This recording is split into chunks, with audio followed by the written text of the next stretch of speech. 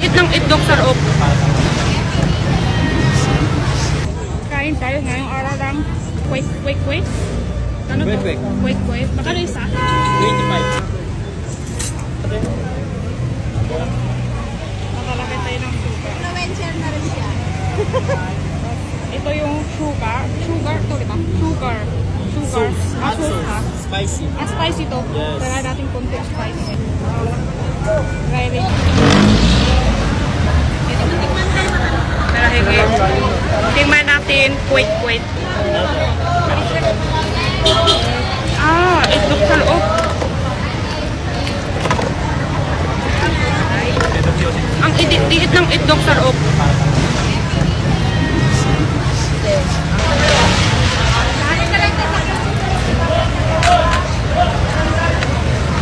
Kain na?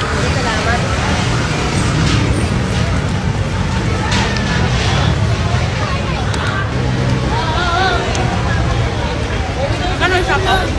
10 pesos. Melon juice. Meron? Uhaw ako sa kwek. Totem.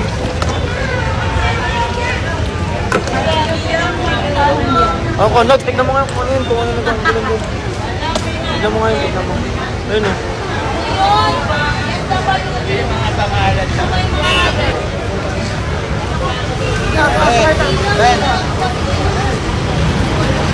Itlog sa loob. Ano sa ibaba? Powder ata. Powder ng orange. Dalawa lang napili. Dalawa lang ba kukunin? Mas masarap siya pag may sausaw.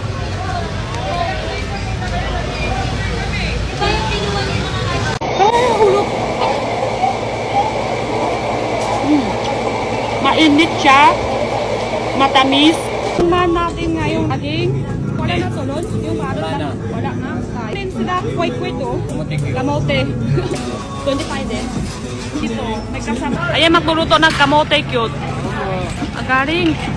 Ganun ang ikot. Tapos yung sugar, nandiyan na sa oil. Dito ako ulit sa loob ng mall. Baka mawala sa cellphone sa labas. Hulog na cute.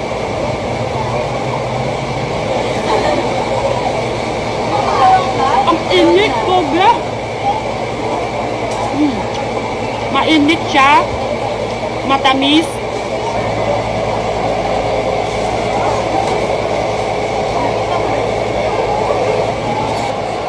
Ito siya, oh.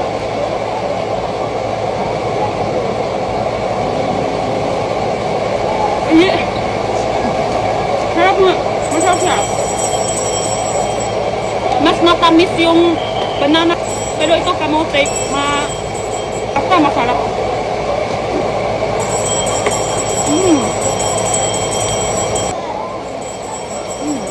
Itang mo mo.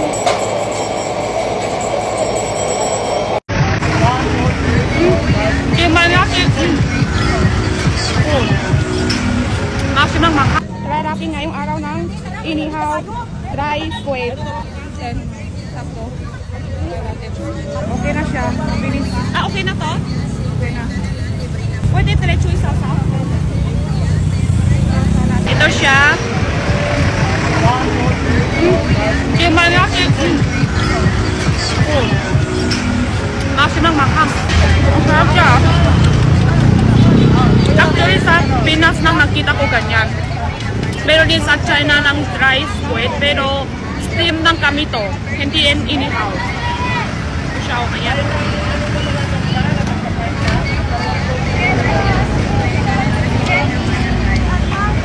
Hello!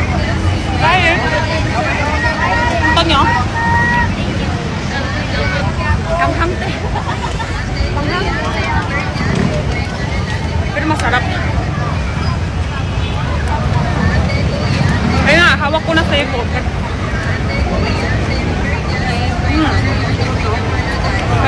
Meron dito kwek-kwek, oh. Tara ba? Meron kwenta mo.